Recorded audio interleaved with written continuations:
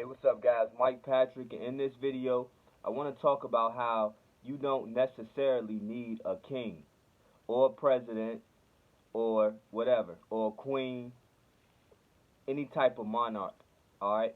Necessarily, okay? I'm not saying that you can't have these things, okay? And I'm not saying that you can't have good ones. But I just want to look at it from this perspective. I think this will make things easier for people, okay? This day and age, guys, especially in America, where we have been in a democracy for a while, I think it would be really, really hard for us to transition into something like a king. Having just one king that's ruling over everybody, right? And the whole point of a king is to be a leader, to set up societal standards and norms and things like that, and we go by it, right?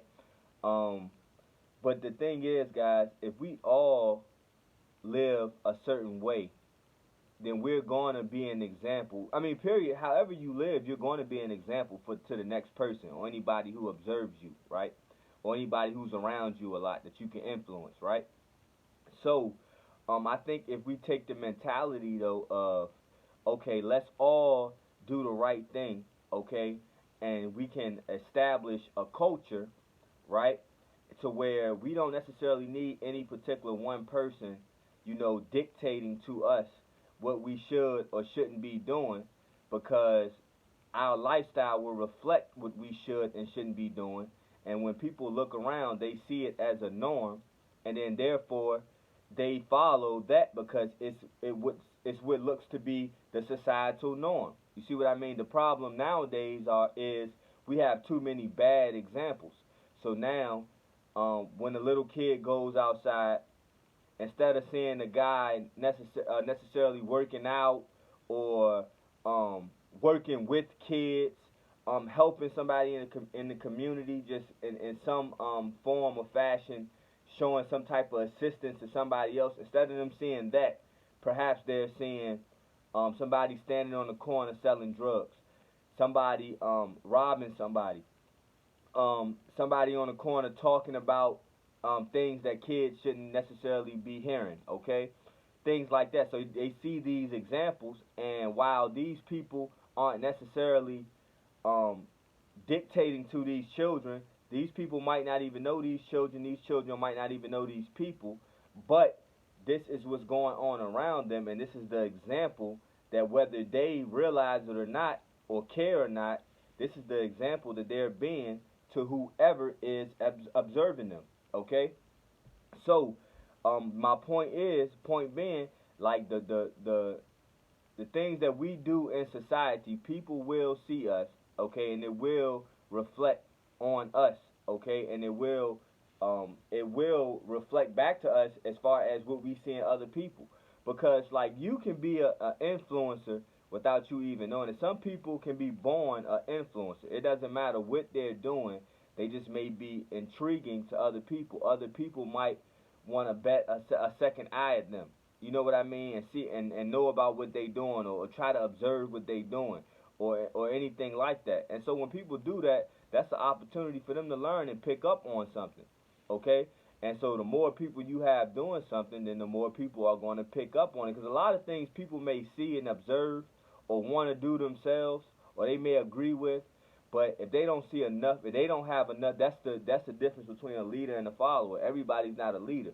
So a leader is going to do what they need to do regardless of having everybody behind them right then and there, okay? And a follower is going to kind of do whatever seems to be popular, you know what I mean? Whatever everybody else seems to find okay, or socially acceptable, okay?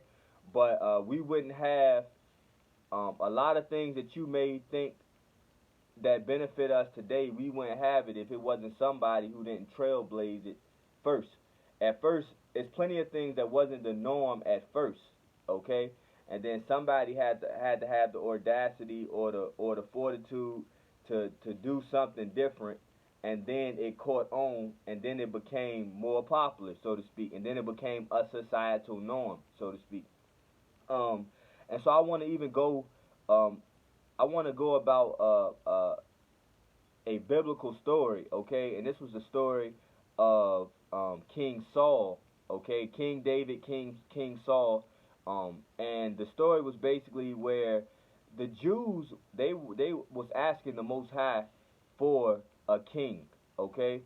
And I guess at first the Most High, they would just have to seek the Most High, you know what I mean? And then through nature and through and the angels, different ways that the Most High communicate, His people would be led through that. Just like a lot of people now, today, is led by the Most High. I wouldn't consider myself to be led by any man, any woman, um, any particular doctrine, anything. I can draw reference from different places, different people, different things, but I believe that the Most High leads me. Okay, the Spirit leads me.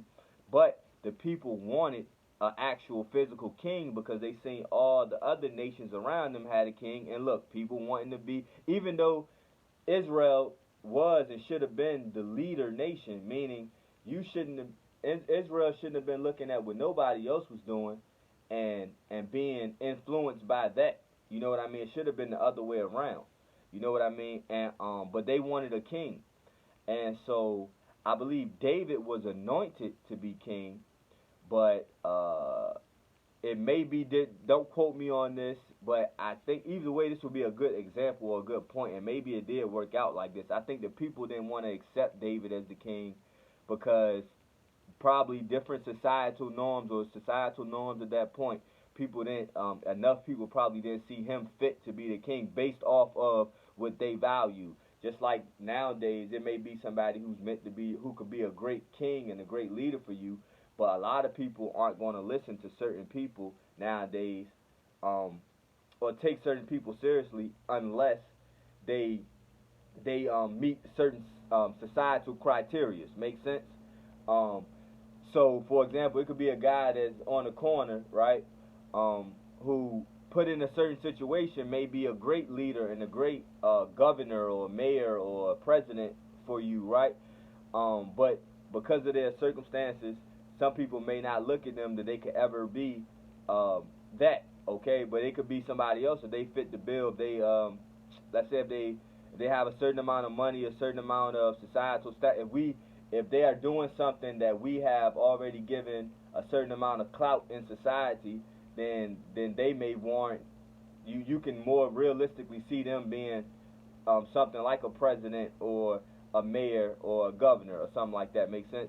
So I don't think David fit the criteria that man wanted at the time, though he was anointed by the Most High. So I think so they end up making Saul the first king of Israel. And the thing about it is, when you have a king, man is always this flesh is flawed, right? So Saul wasn't perfect. So you get all the, even if you have a good king, you still get the flaws that come along with that king.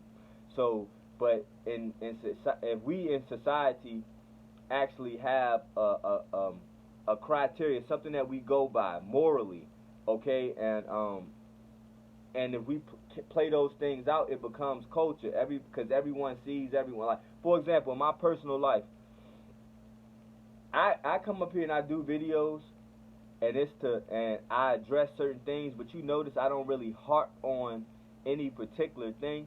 I address something, I put it out there. It's evergreen content, meaning people can come back to my videos for the most part. Some of them aren't evergreen content. Some things I do. Sometimes I do touch on certain current events that's kind of only relative to that particular point in time. Then it's an old story. But even then, I try to infuse some type of wisdom that can carry on. That you could still watch that video 10 years down the line from the event itself. You know what I mean? And still draw some type of wisdom that can carry on. But so that's what I do with my videos. And then, but after I address something, you know, I really don't have to do videos when it comes to that's to reach people outside of my immediate vicinity, because in my immediate area, people can see that everything that I talk about, I live. You see what I'm saying? Like, people can say, man, I see that guy. And if you live around me or something, you'll be, I see that guy at the beach all the time. I see him out there with his shoes. So if I talk about things like earthing and being out on the beach and getting sunlight and fresh air and things like that. People can see me. People see me doing that every day. You know what I'm saying? Or practically every day. You know, or often enough. You know what I mean? When I say eat right and everything, people see me doing that. You see what I'm saying? People see me eating certain types of food. You know what I mean? When I say exercise, people see me doing that. You know what I mean? When I, you know what I mean? When I, taking care of your kids, people see me with my kids all the time at the beach, at the park, in my neighborhood, around and about. You know what I mean? Whatever. So, I'm a living example. You know what I mean? People see me trying to talk to other people. Sometimes anybody who's receptive and who's willing and who wants it, at my job, people see me being a wellness instructor. That's part of what you did was people asking you questions and you helping them out through your wisdom, through your knowledge. You know what I mean? You're helping them get better. You know what I mean? Physically or mentally and spiritually sometimes, because I talk to people about a lot of different things at work, as opposed to just how you work this machine. You know what I mean, or whatever. But so it's about being an example, and then, like I said, the Father anoints certain people. Like your kings and queens will emerge, because certain people are just going to be influencers, and as long as they're living a certain way and being that example, then people are going to pick up on it anyway. And then that's how you change culture. That's how culture goes from every time you see a black child, they just with their mother. You know what I'm saying? To it going to I see a whole. Now it's societal norm for me to see a whole black family. You know what I mean? Or normally all I see is a black child with their mother, but now I'm seeing more black children out with their fathers more often. You see what I'm saying? Stuff like that, and it just because and you might not necessarily consciously pick up on it, but it's something that happens subconsciously when you see a black man with his children. You know what I mean? And you admire that, and then that might inspire you to get to your children more. If you ain't in your children's lives like you want to be, I know it's different circumstances. I'm not judging nobody, but I'm just saying it may inspire you more to be in your children's life, because it is a lot of guys too who could do more to be in their children's lives. You know what I'm saying? They not doing all they could do. You know what I mean? So to be present in their children's life. So that's what I meant, guys. Hold on. About just be the example yourself, and your kings will emerge. People pick who has the most influence over them just naturally. You know what I mean? Like right now, we reverence celebrities and things like that. A lot of false idols, and the Most High uses those people. Like a lot of times, He communicates through those people without them even knowing it. You know what I mean? You gotta have the Spirit on you to know how to decode and decipher things and things like that, and realize when the Most High is using somebody to bring forth some type of information or something that's needed. Okay? And He uses the left and the right. You know what I mean? Believe it or not. So somebody that you think may be evil, the Most High, even if they are, I don't know, they could have some type of allegiance to Satan. I don't know. You know what I mean? But what I'm saying is that don't mean that you can't get some information that you need that serves the Most High. You see what I'm saying? From that person. You know what I mean? Or whatever. So always look, if you got a spiritual eye, if you got the ability to do so, always be decoding. Always be decoding and trying to and deciphering information and picking up on things. But I think that's good, guys. I think that's good as far as the point I was trying to make. So let's just to reiterate or emphasize it, being a good example, whatever you think a good cultural example is, or a cultural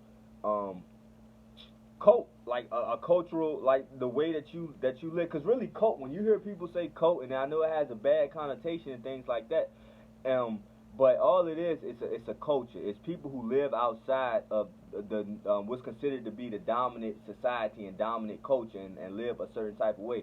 That ain't necessarily a bad thing, especially if you look at our culture today, what's considered to be normal culture. Like that ain't necessarily a bad thing. Now people tend to take it, different ways and different places and stuff, and it is a lot that goes on in these cults that isn't good. You know what I mean? That isn't of the Most High. or things like that. So don't get me wrong. But what I'm saying, all the word cult really means is culture. So uh, if you see plenty of things that you don't like in that culture, then you got to start being an example so people can see in a different example of that. So hopefully it's like it's infectious. You know what I'm saying? Like, and it rubs off, and then next thing you know, whatever that you used to see all the time that was considered to be normal part of the culture, you know what I mean? You don't see it as much no more until you don't see it at all, and all you see is good things. You know what I'm saying? So yeah, guys. Hopefully this was a good video. Peace.